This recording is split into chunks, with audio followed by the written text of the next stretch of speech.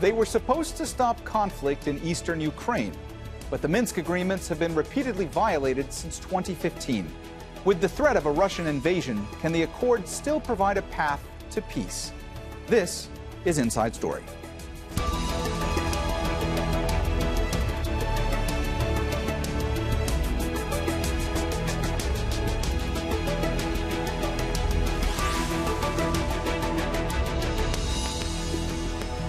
Hello and welcome to the program. I'm Mohammed Jamjoom.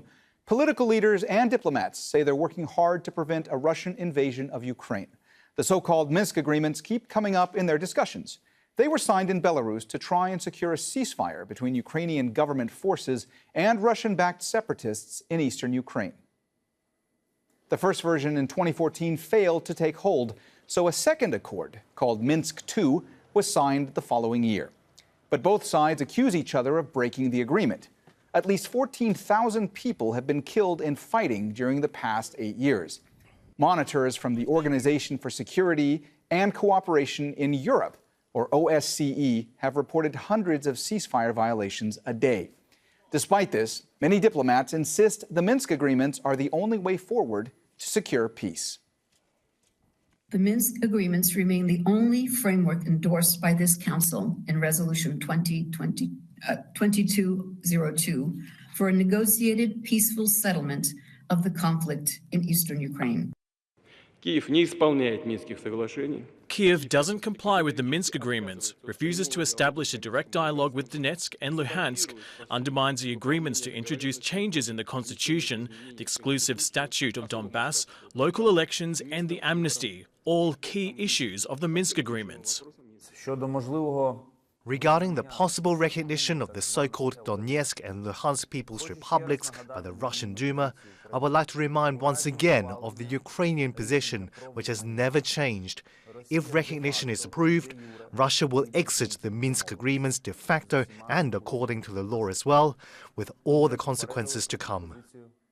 The Minsk II agreement contains 13 points. 9 are designed to end the armed conflict in Ukraine, while the other 4 address the political impasse between Kiev and the pro-Russia rebels. The agreement calls for the removal of heavy weapons, hostage exchanges, release of political prisoners, and the pullout of all foreign armed groups. It also sets a roadmap for political dialogue. This includes giving the Donetsk and Luhansk regions some devolved powers and holding elections there. But Russia wants special status for the regions before returning the border to Kiev's control.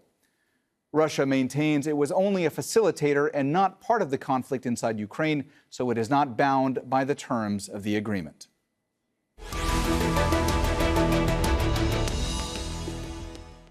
All right, let's bring in our guests. In Moscow, Andrei Kortunov, Director General of the Russian International Affairs Council. In Kiev, Mychailo Wynnyckyj, Associate Professor of Sociology at National University of Kyiv-Mohyla Academy. In Istanbul, Matthew Bryza, Senior Fellow at the Atlantic Council and former National Security Council official at the White House. A warm welcome to you all, and thanks so much for joining us today on Inside Story. Mychailo, let me start with you. Why haven't the Minsk Agreements worked, and what are the problems inherent in them? Well, there's one very simple thing that is in the Minsk Agreements that was agreed to in the first Minsk and the second Minsk, that Russian troops must leave Ukrainian soil. Simple as that. Until such time as Russian troops have not left Ukrainian soil, there is very little to talk about with respect to Minsk. There's a requirement for local elections. There's a requirement for changing the constitution, etc. But none of that can be done until such time as that territory is occupied by Russian forces. And today, to talk about Minsk is quite frankly completely, ludicrous, because we have almost 200,000 troops at our borders expected to be invading the rest of Ukraine anytime soon. So, quite frankly, Minsk is, well, effectively dead, and it was basically killed by the Kremlin by not when it basically decided to ignore the basics of the agreement, and that was to withdraw Russian troops. Andrei, by most accounts, the Minsk Agreements essentially were dead on arrival. They have not worked. From your perspective, Can they be reworked? Can they be modified in a way that the process would work going forward? And if so, how? Well, I think that realistically, we should probably focus on the so-called military package within the Minsk agreements, which implies the first 3 points of the agreements signed 7 years ago. First of all, stable and verifiable ceasefire. Second, withdrawal of heavy weapons.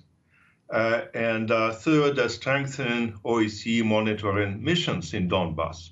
If we're able to comply with the first 3 points of the Minsk agreements, that would already be a very significant progress. Later on, we can move to the political agenda, which will probably have to be modified or updated. But of course, that would require consent of all those who signed the initial agreements. Matthew, there are a lot of diplomats right now that are saying the Minsk agreements are really the only path forward when it comes to trying to de-escalate this crisis. When it comes to the United States, they've had very little involvement in this process. How much can the U.S. get involved now? Well, probably can't get involved directly in the Minsk group negotiations because at least Russia, France, and Germany, who are the ones that kind of, were the leaders along with Ukraine or the participants, they don't want the U.S. to participate. I think Ukraine would love the U.S. to be involved in the negotiations, but there's not a direct role for the United States. But of course, there's a huge indirect role for the United States, first and foremost by rallying NATO and maintaining its solidarity right now in an attempt to deter further Russian use of military force against Ukraine. And it's important to know that this threat by Russia to use force is a negotiating tactic. It may be a genuine threat to reinvade Ukraine as well. But it's a piece of negotiating leverage, a very important piece. The goal, however, of Russia, I think, is not really to get the Minsk agreements finalized. But of course, Russia's objectives, as articulated by President Putin, are much broader than the Minsk agreement, and they all have to do with pushing back NATO into its pre-1997 borders. Mychailo, it looked earlier like you wanted to jump in. I'm going to let you do that. But I also want to ask you, are officials in Kiev worried that the West is going to try to use this Russian threat to strong-arm Ukraine into accepting Moscow's version of the Minsk agreements? Okay, well, I want to say 3 things, and I'm going to be very brief about them. First of all, people in Ukraine and officials in Ukraine are worried about being invaded. The West at the moment is helping us.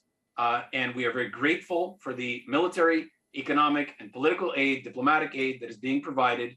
And quite frankly, one of the reasons that Putin has not invaded the country en masse yet has to do with the fact that there is Western support. So quite frankly, we're not concerned about the West somehow leaving us dry with this Minsk agreement. At the end of the day, everybody is working towards avoiding a further invasion. The other thing that I wanted to say was to my American colleague, quite frankly, that the goal of Putin is to try to stop NATO, etc. Putin has made it very clear as to what he wants. The whole NATO thing is, quite frankly, just it's a diversion at the end of the day. Putin wants to control Ukraine. Putin wants to reestablish Greater Russia. He is the gatherer of the Russian lands. This is what he's about. And Ukraine is something that is an absolute requirement. Trotsky 100 years ago said that Russia cannot exist without Ukraine. And that is something that has continued to be something that is in the Russian mind, in the Russian elite's political agenda for the last 30 years. And quite frankly, now is the time, according to Putin, to try to make that dream a reality. Finally, with respect to the Minsk agreements, we need to understand that these agreements were signed when Putin was holding a gun to Ukraine's head. The first agreement was signed after he was bombarding Mariupol. The second agreement was signed after there were Russian troops on the ground in Ukraine in a place called Debaltsevo. In both cases, the goal was to create a ceasefire. That ceasefire has held, basically, plus or minus, has held for the last 5 or 6 years. There's been a line of contact, and that line of contact has had minimal firing across shooting on either side. Mm-hmm. During the last day, we've had over 100 ceasefire violations, and those ceasefire violations have all come from the Russian side. At the end of the day, Ukraine's demand is very simple. Russians, get out of our territory. Matthew, you were reacting there to some of what Mychailo was saying. I'm going to let you jump in. Yeah, no, I totally agree. I mean, I agree with everything that Mychailo said. And, of course, Ukraine is the immediate huge focus of what Putin's trying to do. But there is this broader geostrategic objective as well when Putin talks about the desire for a whole new European security architecture, which I think is going to end up being a proposal that's dead on arrival. But as far as Debaltseve goes, that's a very important example. Immediately after Minsk II was signed, the Russians mounted a major assault on Debaltseve in total violation of the first aspect of the second Minsk Agreement, which was a ceasefire, as well as the first Minsk Agreement, which was a ceasefire. So from the beginning, Russia has not observed the Minsk Agreements. And the contrary, as Mychailo said, it has kept its military forces in Ukraine on its territory, even if it denies that they're there. It has allowed the illegal armed formations of the Donetsk region to remain in place. Those were supposed to be disbanded. And far from moving heavy military equipment out of Donbass, Russia has massed up to 190,000 troops with heavy equipment near the border. So when Russia demands that Ukraine comes into compliance with the Minsk Agreements, well, A, it's not in compliance, and B, if its threat to use military force is supposedly to bring Ukraine into compliance, well, then it doesn't make any sense that Russia still claims not to be a party to those agreements or the conflicts. Why would you threaten to invade a country to enforce an agreement that you claim you're not a party of? Andrei, earlier this month, there were talks between Ukrainian and Russian officials in the Normandy format, but they really failed to make a breakthrough, correct? That's right. That's right. There was disappointment expressed by Mr. Kozak, who is a special envoy of President Putin. He argued that he failed to get any flexibility on the Ukrainian side in terms of the Ukrainian compliance with the Minsk Agreements. And do you think that there will be further talks going forward? Well, I think that if indeed the diplomatic path is something that they would prefer in the Kremlin, this is the only way to go. It seems that my co-panelists from the United States and Ukraine know much better than I do what Putin really wants and what he's up to. Unfortunately, I don't have such great contacts in the Kremlin to make sure that the invasion is imminent and that it's likely to happen anytime soon. However, I would suggest that it's not really logical for Putin to launch a major military operation in Ukraine. It's a lot that Russia can lose. It's not much that Russia can gain. I think it's in the interests of the Kremlin to preserve the pressure on Ukraine and to insist on the full compliance of the Minsk Agreements as they were signed 7 years ago. I think that this is the ultimate goal because the compliance with the Minsk Agreements ultimately might set an obstacle, maybe a strategic obstacle on Ukraine joining the NATO alliance. And this is, I think that this is the goal that Putin is trying to accomplish. If he's able to prevent Ukraine joining NATO through other means, then probably he would demonstrate more flexibility on the implications of the Minsk Agreements. Mychailo, I can see that you want to jump in. Before you do, I just also want to ask you, do you think that there are going to be more Normandy format talks going forward? And even if there were some type of agreement that were reached, do you think that President Zelensky would actually be able to push this kind of a deal through parliament in Ukraine? Look, I want to react first of all to what my colleague, my Russian colleague, said. Very simple. We don't have information as to whether or not there will be an imminent invasion. All we know is that there are 190,000 troops on our borders, and those 190,000 troops are not exactly defensive. Most of them are what's called battalion tactical groups. Those are attack forces, first of all. Secondly, I read the Kremlin website. I listen to what Putin says. And Putin specifically has said, and the website, if you want to, in July, published his musings on the history of Ukraine and Russia and how we are supposedly one people. He has come out many, many times and said that he does not recognize Ukraine's right to exist as a separate country. I am a Ukrainian. I would like to exist. I believe that leaves us very little room for negotiation. When someone is invading you and says that you have no right to exist, and you are defending yourself and you're saying, I have a right to exist, what is there to negotiate about? It's very much a to be or not to be type of scenario. There's very little to negotiate. Now, yes, we are of course interested in having a Normandy format, a US format. President Zelensky has said that he would be very happy to bring in President Erdogan from Turkey into this situation. He has stated yesterday in Munich that he would love to meet with Putin. Putin is not interested in meeting. Putin is interested in destroying. At the end of the day, Ukrainians are preparing to defend themselves. There's very little to talk about at that point when you are at gunpoint. That is the reality at the moment. Kyiv is, I will not say evacuating, but certainly very, very concerned, particularly after President Biden's statement of the fact that Putin has already made his decision. We have seen maps, we have seen troop buildups, and we have listened to what President Putin has to say. And unfortunately, none of that makes us particularly confident in the prospects for peace. Matthew, what do you think? Do you think there's going to be more of these Normandy format talks going forward? And even if there are, and even if there is some type of agreement that is reached, do you think that it will hold? Well, I don't anticipate a Normandy format discussion until the current extreme high level of tension decreases. And what we're seeing right now in eastern Ukraine is exactly what we saw in Georgia in August 2008, when there supposedly were peacekeepers on the ground from Russia, but there were separatists who opened fire on Georgian military positions. This is happening in eastern Ukraine as well right now. The Ukrainian leadership is withholding counterstrikes. The Georgian government did for a while, but then it did retaliate, and that prompted a full-scale Russian invasion of Georgia. So I think this is exactly what President Putin is trying to provoke again.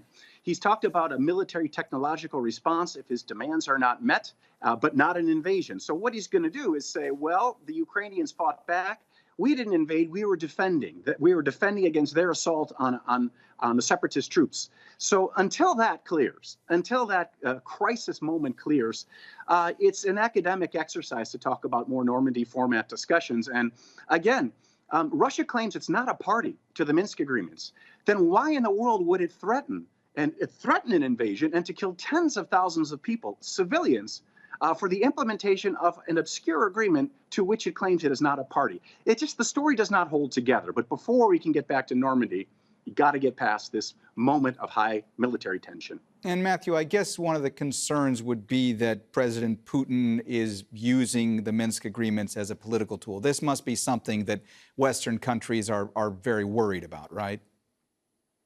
I hope they are. I mean, in a lot of discussions I listen to and have been involved with, I hear Europeans try to hold Ukraine's feet to the fire and say, if you don't implement the Minsk Agreements, then suggesting perhaps Russia has a justification to try to force implementation. And that's a total red herring. Moscow does not care about the Minsk Agreements. So I hope that throughout the NATO alliance, European leaders do recognize, Mohammed, just what you said, that the Minsk Agreement really, again, the focus on it now is a red herring. What Russia is about now is, yes, as Mychailo said, destabilizing Ukraine, preventing Ukraine from ever joining NATO. And I stand by what I said before, also relitigating the post-Cold War security framework, to which Russia agreed, by the way. It agreed in 1994 in the Budapest Memorandum to support Ukraine's territorial integrity and sovereignty if Ukraine gave up its nuclear weapons. Ukraine lived up to its end of the bargain. Russia has violated as deeply as you could. Andrei, the fact that the Minsk Agreements are not legally binding, how much does that complicate this all? Well, I think that it might open various avenues for the Russian leadership in Donbass. For instance, given the current escalation, I do not exclude a diplomatic recognition of the breakaway republics by Russia. And that would be, of course, a game changer. that would indeed make the situation in East Ukraine somewhat similar to what happened in Georgia back in 2008. And then I think the Minsk agreements will collapse. I don't think that the probability is very high, but I do not exclude that because, in my view, the State Duma would have never advanced such an idea if they had not received a nod from the Kremlin. So right now, I think this is probably a more likely challenge to the Minsk agreements than an invasion of Russia across the border with Ukraine. At least that's how I see the situation today. And for me, the most immediate task is to preserve the Minsk agreements, to avoid a diplomatic recognition of the breakaway republics, and to get back to the negotiating table. I don't think that we have other plausible options to reach any progress in de-escalating the situation. Mychailo, I'm curious to get your perspective on one thing. Most people say that the Minsk agreements have essentially been a failure from the outset. Have there been any successes that have come from them?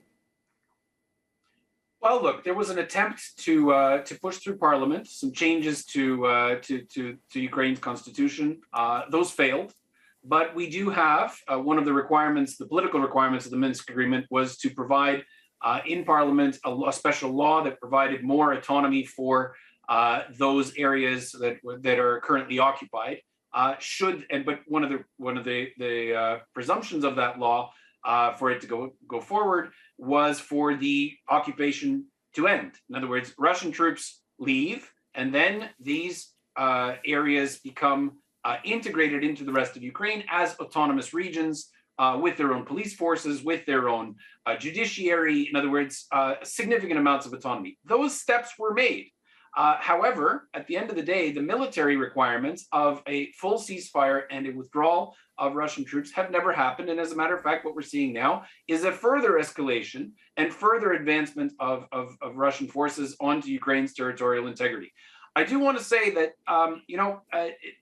we're all hoping for peace. We're all hoping for some sort of a resolution to this. But at the end of the day, when President Biden comes out and says that the decision has been made and that Putin has made his decision, and the US intelligence says that the decision to move in by Russian forces has been made, that makes it very, very difficult to even dream about any kind of a peaceful solution.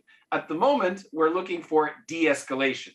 Mychailo, you mentioned the hope for a peaceful solution. If there is a peaceful resolution to all that's going on right now, would there be any appetite in Ukraine for a Minsk-based settlement? Look, I'm not sure that it needs to be Minsk-based. It could be any other, choose another city if you like. But the reality is that, yes, Ukrainians are interested in a settlement. Having said that, we are interested in also de-escalation on our borders. We are not interested in having Russian troops amass on our borders constantly. Secondly, the Donbass crisis and the fact that there is an occupation in eastern Ukraine should not be separated from the fact that there is an illegal annexation of Crimea that has happened. And Crimea has officially been now supposedly transferred to the Russian Federation. Well, that's problematic as well. So Russia has taken over 7% of our territory and continues to be threatening to take more. So looking at peaceful solutions, of course. But at the end of the day, I think Ukrainians understand today that the existential threat that Russia presents to Ukraine is long-term, and we will have to deal with that long-term. It's not something that's going to go away tomorrow for as long as the Putin regime remains in the Kremlin. All right, well, we have run out of time, so we're going to have to leave our conversation there. Thank you so much to all of our guests, Andrei Kortunov, Mychailo Wynnyckyj, and Matthew Bryza. And thank you, too, for watching. You can see the program again anytime by visiting our website, aljazeera.com. And for further discussion, go to our Facebook page. That's facebook.com/AJ Inside Story. You can also join the conversation on Twitter. Our handle is @AJ Inside Story. From me, Mohammed Jamjoom, and the whole team here, bye for now.